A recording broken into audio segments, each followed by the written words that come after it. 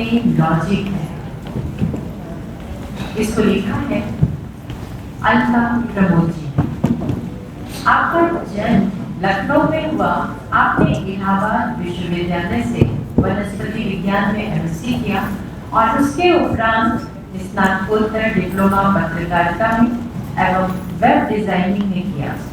संप्रति Uttar Pradesh power corporation में अनुसचिव के पद से आप सेवानिवृत्त।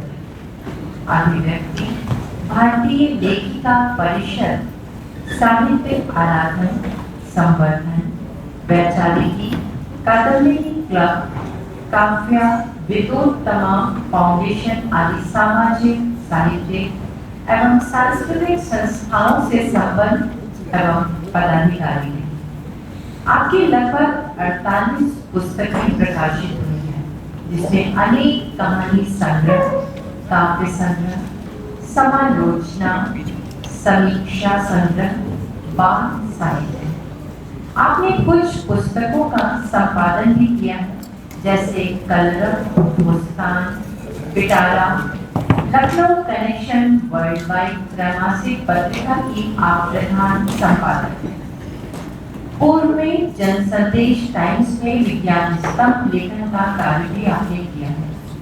वेब सीरीज लेखन का कार्य भी आप करती हैं।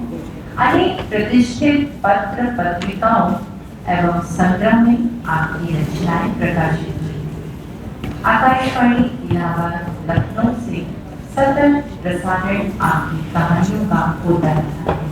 इसके साथ ही लखनऊ दूरदर्शन से और हांगकांग रेडियो द्वारा साक्षात्कार, अनेक प्रतिष्ठित कॉलेज में आयोजित प्रतियोगिताओं में आपने निर्णायक की भूमिका का निर्वाह भी किया है। आपको देश विदेश से अनेक सम्मान और पुरस्कार प्राप्त हुए हैं। कहानी संग्रह के लिए आपको विद्यार्थी कोकिल सर्जन पुरस्कार से हिंदी संस्थान उत्तर प्रदेश द्वारा पुरस्कृत किया गया। चैतन्य वेलफेयर फाउंडेशन सम्मान लखनऊ कनेक्शन वर्ल्ड वाइड स्थापना दिवस पर आउटस्टैंडिंग कंट्रीब्यूशन सम्मान आपको 120 से भी अधिक सम्मानों से, पुरस्कारों से सम्मानित किया गया है। मैं अगर सबके नाम लूंगी तो बहुत समय लगेगा और ये हमारा सौभाग्य है कि आज आपकी कहानी लिखी हुई हम लोग देखेंगे।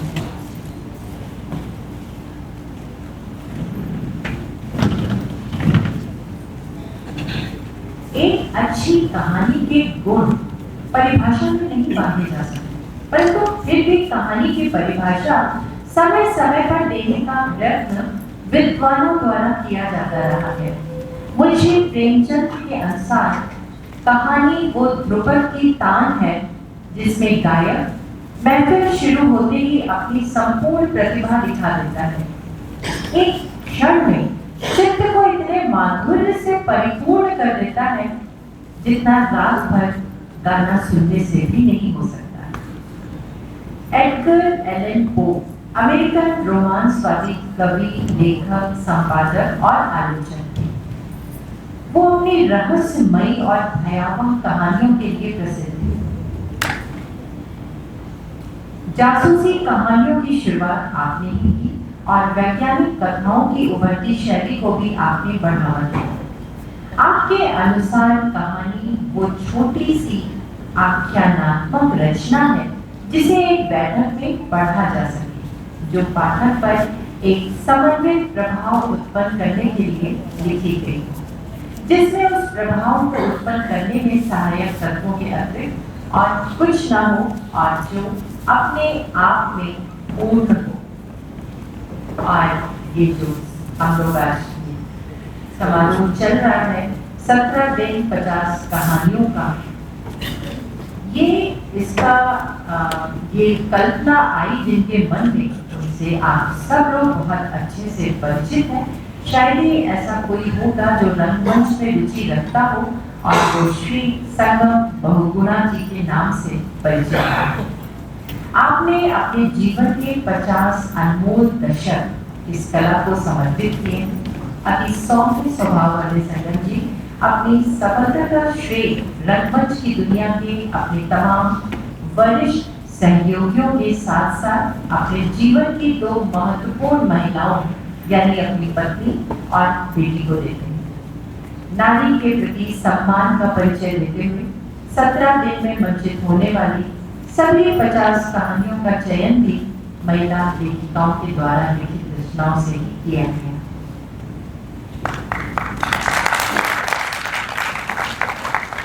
इन कहानियों का जो आप निर्देशन देख रहे हैं ये संगम बहुगुणा जी और विकास श्रीवास्तव जी ने किया है। मैं सोम गांगुली। कहानी बात में लॉजिक है। लेखिका अलका प्रमोद। आजकल महिला कल्याण समिति के कामों की शहर में खूब चर्चा है। आए दिन समिति के द्वारा किए गए कल्याणकारी कामों के बारे में समाचार और फोटोज समाचार पत्रों की शोभा बनते ही रहते हैं। कभी किसी नारी संरक्षण केंद्र में कपड़े बांटते हुए, तो कभी किसी घर से निकाली स्त्री को आश्रय केंद्र में भर्ती कराते हुए। समिति की अध्यक्षा सुनंदा जी, जो कि मेरी माता जी भी हैं, खैर वो बात ही। तो समिति की अध्यक्षा सुनंदा जी को तो सभी पहचानने लगे। अच्छा खासा सम्मान है उनका। अब तो ये हाल है कि सुनंदा जी जहां कहीं भी जाती हैं, मतलब जहां कहीं भी जाती हैं, लोगों में, विशेषकर महिलाओं में, उनके साथ फोटो खिंचवाने की होड़ लग जाती है। आज भी इसी महिला कल्याण समिति की मीटिंग है। ये हैं नीला जी। नीला जी खाली हॉल देखकर मन ही मन सोच रही हैं, समय तो 4 ही बजे का है, तारीख भी आज ही की तो है, पर अभी तक कोई आया क्यों नहीं। उन्हें याद आया कि पिछली मीटिंग में वो देर से पहुंची थी, पर अब क्या किया जाए।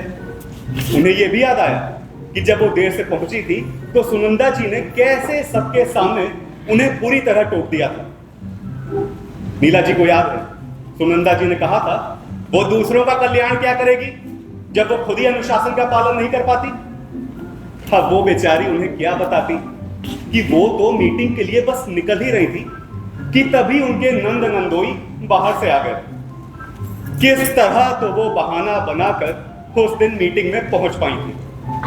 उस दिन सुनंदा जी के द्वारा इस तरह बुरी तरह टोके जाने पर नीला जी ने बहुत अपमानित अनुभव किया था और इसीलिए आज वो बिल्कुल ठीक समय पर आई थी।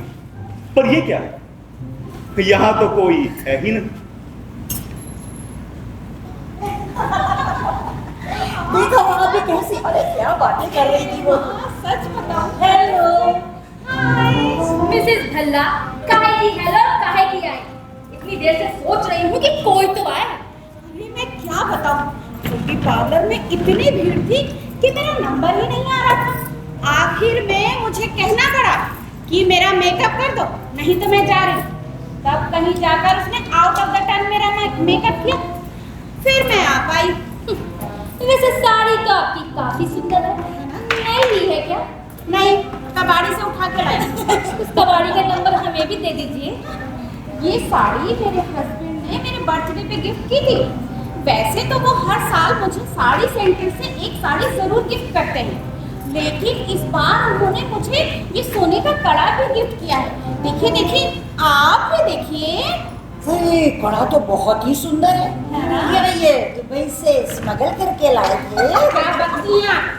और क्या, इतना देख रही हो कैसे प्योर गोल्ड, इतना मोटा कड़ा स्मगलिंग करके ही आ सकता है। बिल्कुल सच कह रही हैं आप। वैसे एक सच और भी है, मुझे जहाँ तक याद है ये कड़ा इनके पिताजी ने इनको शादी पर विदाई में दिया था। क्या सच में? हाँ। वैसे आपकी याददाश्त काफी तेज है, मानना पड़ेगा। वो सब तो ठीक है, इनके असली नकली के चक्कर में मेरी साड़ी तो देखने ही भूल गई। मैंने बुटीक से ली है ये साड़ी।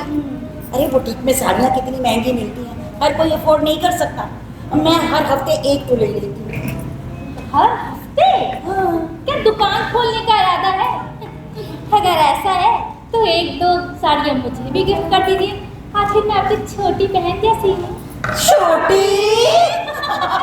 ओह खैर छोड़िए, हम लोग भी क्या साड़ी और ज्वेलरी की बातें कर रहे हैं। हम लोग महिला कल्याण समिति की मीटिंग में आए हुए हैं। अरे तभी तो महिला कल्याण की बातें कर रहे हैं यार। देखो भाई, अगर हम लोग ये मेकअप, साज सजावट और अपनी साड़ी और ज्वेलरी ना इनकी बातें करें तो फिर ये बताओ, हमारे पति तो हमें देखे तक ना। हाँ, बात तो सही है। वैसे सुनिए, हमारे पति लोग हमको देखे ना देखे कोई फर्क नहीं पड़ता, लेकिन अगर दूसरों के पति हम लोग को ना देखे ना तो बड़ा कष्ट होता है। लेकिन ये सुनंदा जी कहाँ रह गई? पिछली बार तो इतना लेक्चर झाड़ रही थी। सही कह रही हूँ, बहुत देर लगा दी आज तो उन्होंने। हो सकता है कि हमें झगड़ा हो गया हो। हाँ क्या पता। सॉरी आज मुझे थोड़ी देर हो गई। कोई परेशानी है क्या? हाँ बताइए, कोई परेशानी है क्या? अरे बताइए, हम तो किसी को इसलिए झगड़ा हो आए गया हैं। तो बताइए। मेरी नौकरानी नहीं आई है। अरे इसी महीने उसने 4 दिन की छुट्टी ले ली, बताओ। मैंने उसके पैसे काट के उसी की छुट्टी कर दी। बड़ी कह रही थी पूरे पैसे दो, पूरे पैसे दो। 4 बज गए हैं, मीडिया वाले नहीं आए अभी तक। लगता है उनकी काम वाली भी उन्हें परेशान कर रही होगी। वैसे मीडिया वालों की क्या जरूरत है? आप जो कुछ बोलना है बोल दीजिए, बाद में विज्ञप्ति दे दीजिएगा, वो खुद ही छाप देंगे। ऐसे ही तो होता है हमेशा। हाँ। आज हमारी महिला कल्याण समिति की विशेष बैठक है। आज हमें महिलाओं के प्रति होने वाले अन्याय के विषय में कुछ ठोस निर्णय लेने हैं। सच बात तो ये है कि आज भी समाज में महिलाओं की स्थिति कुछ अच्छी नहीं है। उन्हें 2ym दर्जे का नागरिक समझा जाता है। समाज ये भूल जाता है कि उन्हें भी बराबरी का हक है। मैं तो कहती हूँ हमें आंदोलन करना चाहिए। हाँ, करना चाहिए, करना चाहिए।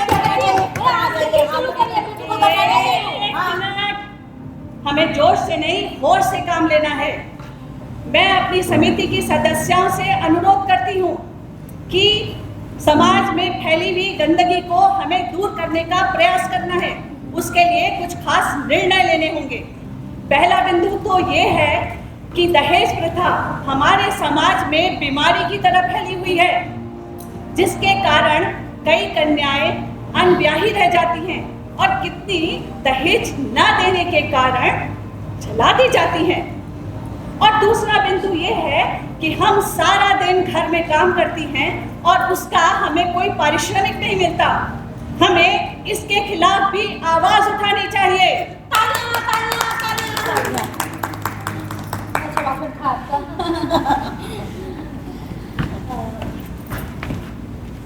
सुनंदा जी, 2 मिनट की इधर आएंगी?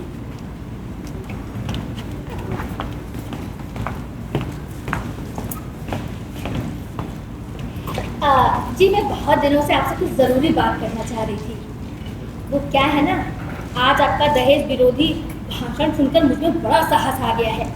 मेरी बेटी है मान्या, इसी साल इंजीनियरिंग पूरी की है, देखने में बहुत सुंदर है, पर उसकी पढ़ाई में मेरी सारी जमा पूंजी खर्च हो गई, इसलिए मैं दहेज नहीं दे सकती। अरे इतनी योग्य बेटी के लिए तो कोई भी लड़का तैयार हो जाएगा और दहेज का तो प्रश्न ही नहीं उठता। बस मैं वही सोच रही थी कि अगर आपका बेटा सुमित और मेरी बेटी मान्या की शादी हो जाए तो कैसा रहेगा? जी हाँ, क्यों नहीं। वो सब तो छोड़ो, ये बताओ तुमने पेपर में मेरा लेख पढ़ा है? लेख?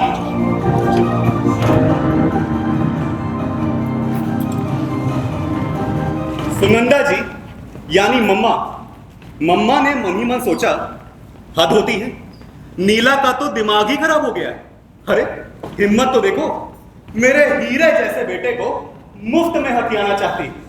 अरे हमारी समिति की सदस्य है, इसलिए मैं थोड़ा अच्छे से, ढंग से, ठीक से बात कर लेती हूँ, पर इसका मतलब ये थोड़ी है कि वो खुद को हमारे बराबर समझने लगे। बताइए, अरे इन जैसे लोग समिति से जुड़ते ही इसलिए हैं कि वो हम जैसे प्रभावशाली, रसूखदार लोगों से संबंध जोड़ पाए। समाज सेवा करना तो बस बहाना होता है। खैर, मम्मा का तो मूड खराब हो गया था। रास्ते भर वो मन ही मन कुछ न कुछ बड़बड़ाती रही।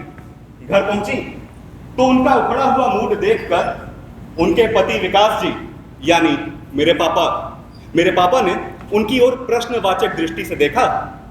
मम्मा ने पापा को नीला जी के इरादे के बारे में बताया तो वो बोले, अरे भाई बात में तो लॉजिक है। अरे इसमें तो तुम्हारा नाम हो जाएगा और अखबारों में फोटो छपेगी वो अलग। तो तुम्हें और क्या चाहिए? मैं तो कहता हूँ इतना बढ़िया मौका है, हाथ से जाने मत दो। देखिए, आप अपनी नेक सलाह अपने पास रखिए। मैं अपने बेटे का, और वो भी इकलौता और योग्य बेटा, उसकी शादी किसी प्रभावशाली व्यक्ति की बेटी से ही करूंगी। अरे दहेज तो वो खुल कर देंगे ही, और हो जाएगा कि मांगा ही नहीं। मम्मा वैसे नीला आंटी की बेटी सुना है बहुत सुंदर है। नाम भी मत लेना उनका, कंगाल कहीं के।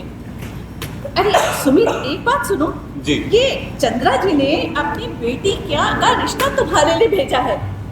फोटो और बायोडाटा देख लेना। अरे मम्मा छोड़ो ये सब, लड़की का क्या करना है। आप तो मुझे ये बताओ कि चंद्रा जी कितने करोड़ की पोली लगा रही हैं। क्या बस कर रहे हो?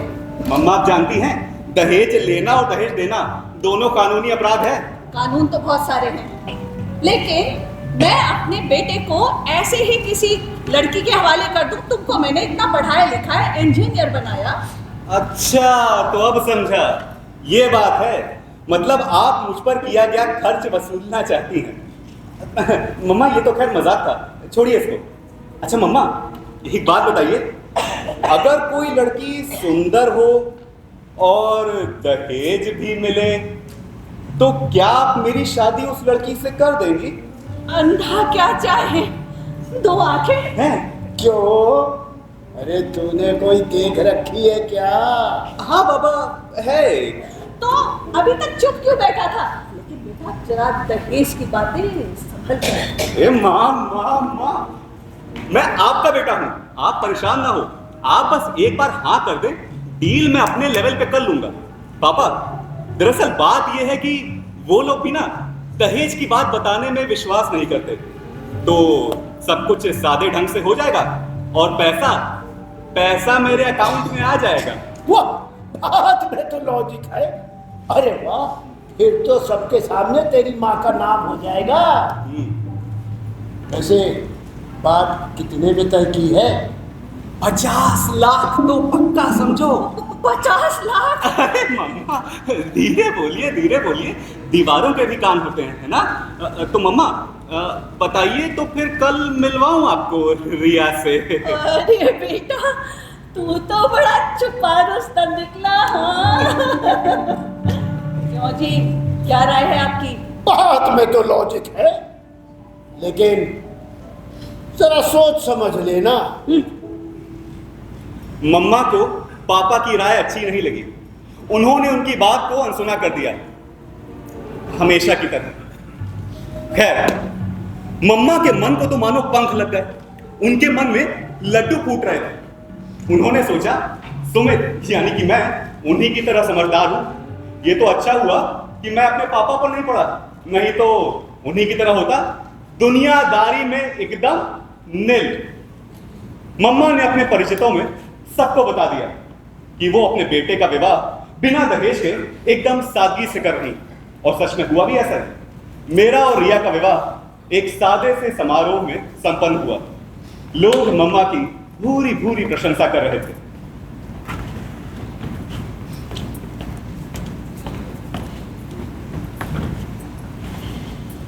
वैसे सुनंदा जी मानना पड़ेगा, आपने जो कहा वो करके दिखाया।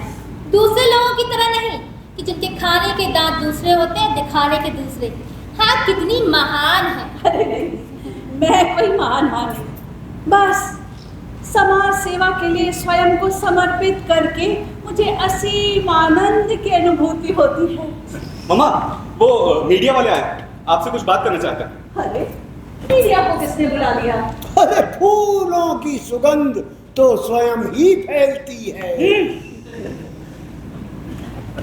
नीला जी, आप जरा मीडिया को हैंडल कर लेंगे? क्यों नहीं। सुमित जी देखो, सारी बातें जरा संभल कर किसी को। बात में तो लॉजिक है, असलियत का किसी को कानो कान खबर नहीं होनी चाहिए। अरे मम्मा मम्मा मम्मा चिलैक्स मम्मा चिलैक्स, आप परेशान ना हो, मैं हूं ना, मैं सब कुछ हैंडल कर लूंगा। अगले दिन महिला कल्याण समिति की अध्यक्षा सुनंदा जी की प्रशंसा में समाचार पत्रों के पन्ने रंगे हुए। मम्मा के पास निरंतर बधाइयों के लिए कॉल आ रहे थे। मम्मा अपनी और मेरी समझदारी पर कूली नहीं समा रही थी। अब आप खुद ही देखिए ना, एक और सुंदर बहू, उस पर 50 लाख का दहेज और उस पर सोने पर सुहागा, मम्मा की प्रशंसाओं से महिमा मंडित उनका यशगान। मम्मा खुद को 7वें आसमान पर अनुभव कर रही थी। रात में सपने में भी उनको 50 लाख के नोट यूं हवा में पूरे कमरे में उड़ते हुए दिखाई दे रहे थे। वो अपने आंचल से उन्हें समेटने का प्रयास कर रही थी और नोट बढ़ते ही जा रहे थे। अगले दिन मम्मा ने डाइनिंग टेबल पर अपनी नई नवेली बहू रिया को चाय का कप लेकर खड़े पाया तो वो एकदम से हड़बड़ा कर बोली, मम्मी जी, नानी जी, चाय। थैंक यू बेटा, थैंक यू। ये बंसी कहाँ गया? बेटा तुम पहले दिन से क्यों काम करने लगी? मम्मी जी, अच्छा थोड़ी ही लगता है कि मेरे होते हुए आप लोग बंसी काका के हाथ की चाय पिए, इसलिए मैंने ही उन्हें मना कर दिया था। मम्मा का मन संतुष्टि से भर गया। उन्होंने अवश्य ही पिछले जन्म में कुछ पुण्य काम किए होंगे जो उनकी झोली आज खुशियों से भर गई। उन्होंने अपने बेटे के विवाह में धन की चाहत की थी, परंतु इतनी सुंदर और संस्कारी बहू तो उनको बोनस में मिल गई। अभी वो इस परमानंद की अनुभूति कर ही रही थी कि तभी उन्होंने देखा रिया घर की सफाई कर रही। वो चिल्लाई, अरे रम्या, ये रम्या कहाँ गई? बहू क्यों सफाई का काम कर रही है? मम्मी जी, मैंने ही रम्या को मना कर दिया था। कितनी संस्कारी बहू है। देखो हम कितने भाग्यशाली हैं, इतनी सुंदर सुशील बहू और 50 लाख अलग से। बात में तो लॉजिक है, और तुम्हारा सबके सामने जो नाम हुआ सो अलग। अरे भाई मैं तो कहता हूँ, मैं सिर्फ इतना कह रहा हूँ कि अब तो तुम सिर्फ मीटिंगें करो और समाज सेवा करो, है? अरे मीडिया ने तो मेरी तारीफों के पुल बांध दिए। इसे कहते हैं सांप भी मर जाए और लाठी भी ना टूटे। अभी मम्मा और पापा गुफ्तगू कर ही रहे थे कि तभी एकदम से रिया वहां पर आ गई। उसने उन्हें एक कागज थमाते हुए कहा, मम्मी जी, हाँ, ये मेरा बिल। बिल कैसा बेटा? मम्मी जी, मेरे दिन भर के काम का पारिश्रमिक है। अरे ये क्या बात हो गई? तुम तो इस घर की बहू हो ना? हाँ मम्मी जी, लेकिन मैंने कहीं पढ़ा था कि आपका कहना है कि स्त्रियों को घर का काम करने के लिए पारिश्रमिक मिलना चाहिए। यही सोच के तो मैंने शादी की थी कि घर बैठे बैठे एम्प्लॉयमेंट भी मिल जाएगा। बात में तो लॉजिक है, लेकिन बेटा हर बात जो कही जाती है वो व्यवहारिक रूप से लागू थोड़ी होती है। मम्मी जी, आप ये तो मानती है ना कि हर व्यक्ति को उसके काम का प्रतिदान तो मिलना ही चाहिए। अब दादी जी आप भी बताइए ना। नहीं, तुम्हारी बात में तो लॉजिक है बेटा। चुप रहिए। वैसे मम्मी जी, आज भी तो नारी पत्रिका वाले आपका साक्षात्कार लेने आने वाले हैं, है ना? उसके इशारे को समझते हुए मम्मा मन ही मन कसमसा उठी। विवशता में उन्होंने उसे बिल के पैसे देकर छुटकारा तो पाया, वो बात दूसरी है कि अभी तक मुंह में फैली मिठास अचानक कसैली हो चुकी थी। उन्होंने कहा, अच्छा तो ये है इसकी असलियत, ऊपर से भोली भाली और अंदर से चालाक। लेकिन कह देती हूँ इसकी चालाकी मैं चलने नहीं दूंगी। ये शेर तो मैं सवा शेर। ये साक्षात्कार हो जाने दो, फिर मैं पत्रकारों को अपने कार्यालय में बुलाकर मीटिंग कराऊंगी और इसको पता नहीं चलेगा बड़ी मुझे ब्लैकमेल करेगी। अब तो ये स्थिति थी कि इधर घर में रिया काम करने को दौड़ती और मम्मा उसे रोकने के लिए। मम्मा को भय था कि अगर रिया ने काम कर लिया तो वो फिर से उन्हें बिल थमा देगी। अरे अरे अरे अरे अरे ये क्या कर रही हो? छोड़ो इसे। मम्मी जी सुनिए। मम्मी जी मम्मी जी मम्मी जी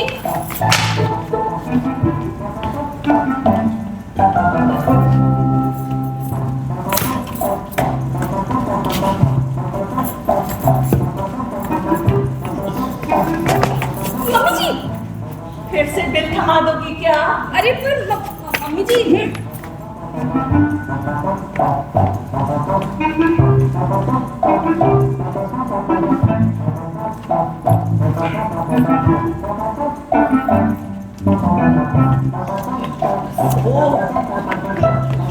मम्मी जी फट जाएंगे। अब अरे केबल है, टूट जाएगा भाई।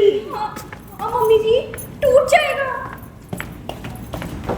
मम्मी जी अगर आप मुझे घर का काम नहीं करने देंगी तो मैं आपके बेटे का मूल्य कैसे चुका पाऊंगी? मतलब ये कि सुमित ने कहा था कि आपने उनकी पढ़ाई पर बहुत खर्चा किया है और वो सब आपको वापस चाहिए। मगर तुम्हारे पापा ने 50 लाख दिए तो हैं। 50 लाख? मेरे पापा के पास तो इतने पैसे हैं भी नहीं और फिर वो तो दहेज विरोधी हैं। अरे मैं तुम्हारे पापा को छोड़ूंगी नहीं। मेरे पापा पे मत जाइए, उनको तो इन सब चीजों के बारे में पता भी नहीं है। वो तो आपके इसी बनावटी मुखौटे वाले चेहरे को ही सच मानते हैं जो आपने दुनिया के सामने ओढ़ रखा है। ये मेरे घर में क्या हो रहा है? मैं चुप। सुमित हाँ मम्मी आया। क्या हुआ, क्या बात? देखो ये रिया क्या कह रही है? क्या कह रही हो? इसके पापा ने तुम्हें 50 लाख नहीं दिए। हाँ नहीं जरा धीरे बोलिए मम्मा। अभी कल ही मीडिया वालों ने आपकी प्रशंसा के पुल बांधे हैं। कहीं ऐसा ना हो कि ये बात बाहर निकल जाए। सोचिए अगर ऐसा हुआ तो आपकी इमेज का क्या होगा? तुमने मेरे बेटे होकर मुझे से धोखा किया। मम्मा आई एम सॉरी मम्मा। मुझे आपसे झूठ बोलकर आपको धोखा देना पड़ा, पर मैं मजबूर था ना मम्मा। मैं रिया से प्यार करता हूं, मैं उसके बिना नहीं जी सकता। लेकिन मैं जानता था बिना दहेज के आप हम दोनों की शादी के लिए राजी नहीं होंगी, तो मैंने ये थोड़ा बात में तो लॉजिक है। आप तो चुप रहिए। मैं चुप। मैं पुलिस बुलाऊंगी। पुलिस? अरे नहीं सुनंदा क्या है? मेरी बात सुनो। अरे भाई ये हमारे ही बच्चे हैं। नहीं माना कि इन्होंने जो किया वो गलत था, लेकिन साथ तो इन्होंने सच का दिया था। अब देखो कि भलाई इसी में है कि तुमने दुनिया के सामने जो मुखौटा ओढ़ रखा है ना, उसी को असलियत करना, और जो तुम्हारी प्रशंसा का परचम लहरा रहा है उसका मान रखो। और एक बात और सुनना, बात में तो लॉजिक है। आज से तो मैं बात में निकलूंगी। तो मम्मा बचपन के दिन याद करी जा रहा हूँ, मुझे प्यार करती थी।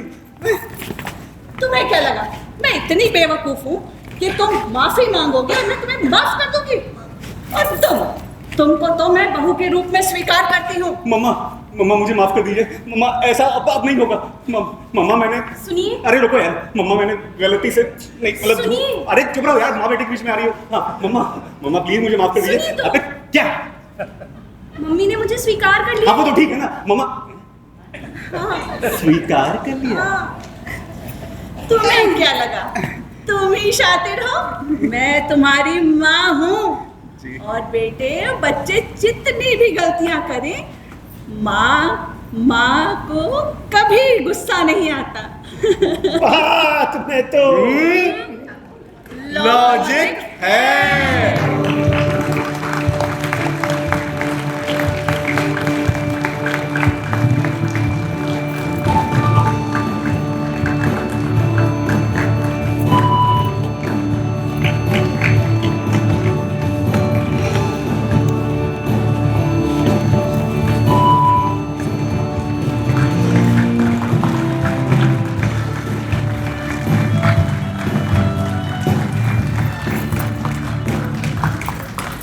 तो ये थी कहानी बात में लॉजिक है।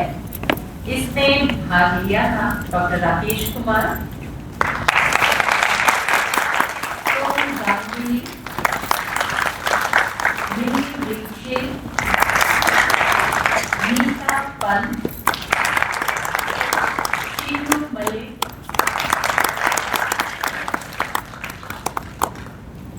तो ये थी हमारी आज की कहानी बात में तो लॉजिक। इसी के रचना साथ- ma'am, Archana ma'am and Mamta ma'am ji, Archana और अर्चना जी और ममता और ममता।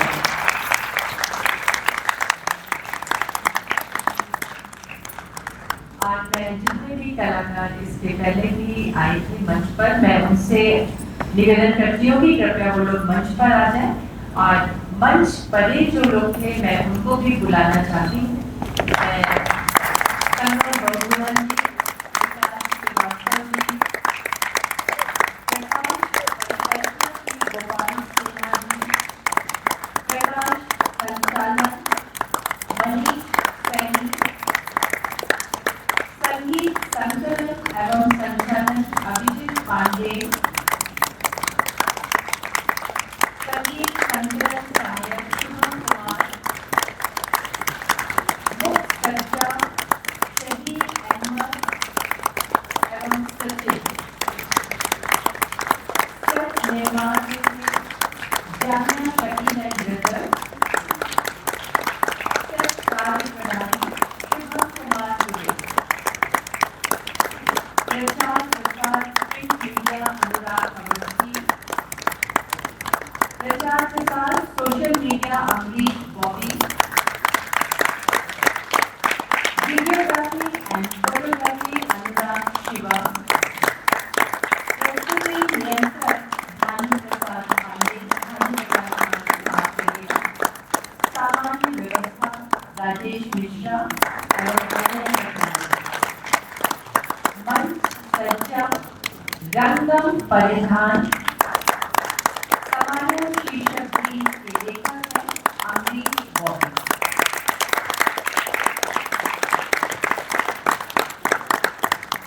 तालियों की आवाज काफी कम आ रही है। ये थी हमारी आज की प्रस्तुति। हमें पूरा विश्वास है आप लोगों को बहुत अच्छी लगी है, और कल हम लोग फिर मिलेंगे 3 और नई कहानियों के साथ। इसी के साथ अब हम लोगों को अनुमति दीजिए।